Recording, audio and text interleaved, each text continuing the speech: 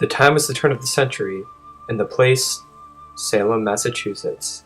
This small colonial town had recently been gripped by the frenzied madness of the Salem witch trials.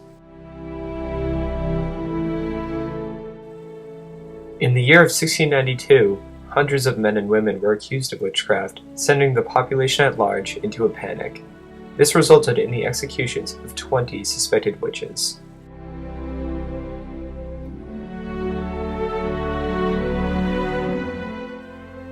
Salem came out of the tail end of this horrible incident with a tainted public image. Yet just 1 century later, Salem had shed its morose reputation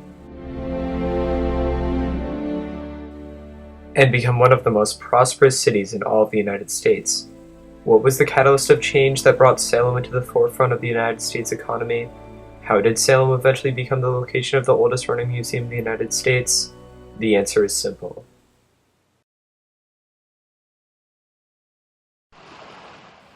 Salem's seaside environment served as the perfect location for international trade with other countries.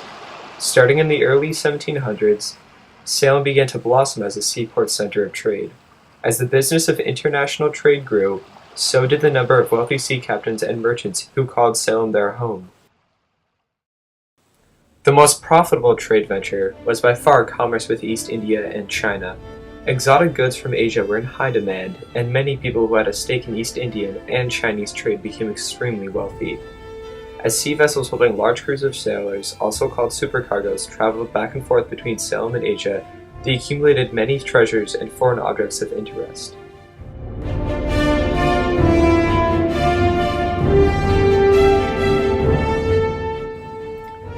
These sea captains recognized the significance of these items, and in 1799, a group of shipmasters and supercargoes created the East India Marine Society. This was an exclusive club. One had to have sailed past the Cape Horn or Cape of Good Hope in order to be allowed membership.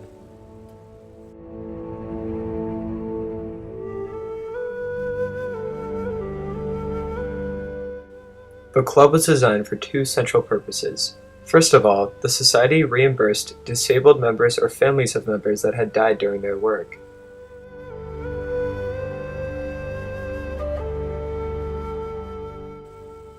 Second, and most important, was to form a museum of natural and artificial curiosities, particularly such as are to be found beyond the Cape of Good Hope or Cape Horn. The society continued to grow along with its inventory until the 3,000 plus items could no longer be housed in rented halls. This spurred the East India Marine Society to commission the construction of a building meant to store the objects. This resulted in the East India Marine Hall being built on October 14, 1825. This building was the first incarnation of the future Peabody Essex Museum. In order to commemorate the opening of the hall, President John Adams delivered a speech that honored the mariners of Essex County. As you can see, the once East India Marine Hall has blossomed into the present-day, full-fledged Peabody Essex Museum, or PEM. Today, the PEM is home to countless important marine artifacts from Salem's seaport trade heritage.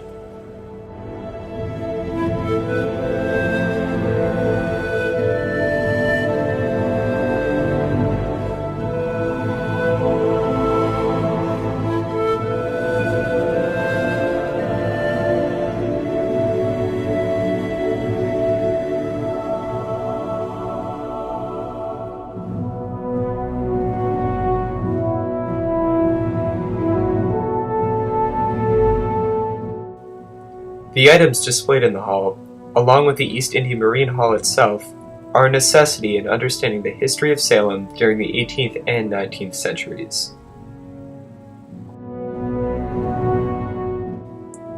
Today, people from all over the world flock to view the vast collection of exhibits contained within the museum.